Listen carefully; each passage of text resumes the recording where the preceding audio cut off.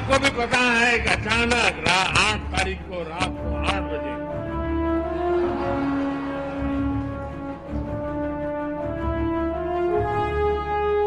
$500 और 1000 की नोट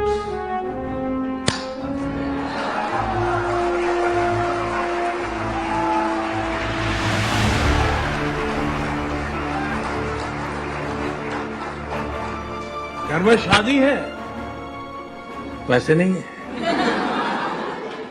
मैंने सिर्फ देश से 50 दिन मांगे हैं, 50 दिन। 30 दिसंबर तक मुझे मौका दीजिए मेरे भाइयों बहनों। अगर 30 दिसंबर के बाद कोई मेरी कमी रह जाए, कोई मेरी गलती निकल जाए, कोई मेरा गलत इरादा निकल जाए, आप जिस चौराहे में मुझे खड़ा करेंगे, मैं खड़ा होकर के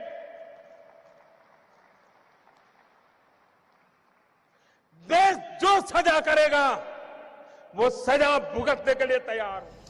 एकदम से ऐसा लगता है कि 8 नवंबर 2016 का वो जो भूत है वो दोबारा से खौफ खिलाने आ गया है।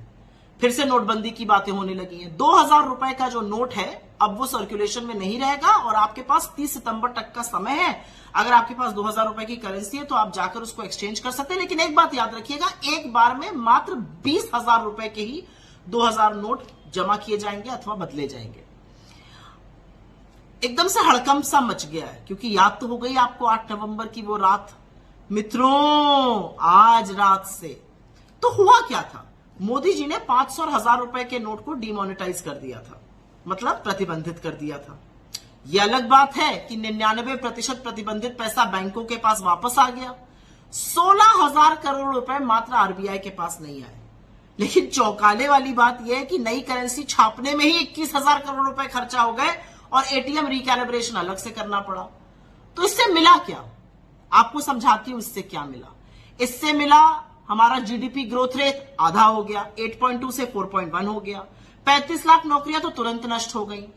कल कारखाने, लघु मध्यम उद्योग बंद हो गए। लेकिन मोदी जी की सेहत पे कोई फर्क नहीं पड़ा। वो अलग बात है कि 7 साल से नोटबंदी का नाम नहीं लेते हैं। उसके बाद अब आगे सुन लीजिए। पहले कहा गया ब्लैक मनी खत्म हो जाएगा। ब्लैक मनी तो बिल्कुल खत्म नहीं हुआ है, जबरदस्त ब्लैक मनी चल रहा है। फिर कहा गया कैश खत्म हो जाएगा। 17,74,000 करोड़ कैश था नवंबर 2016 में इकोनॉमी में, अब 37 लाख करोड़ है, डबल से भी ज्यादा। फिर कहा गया टेरर फंडिंग बंद हो जाएगी।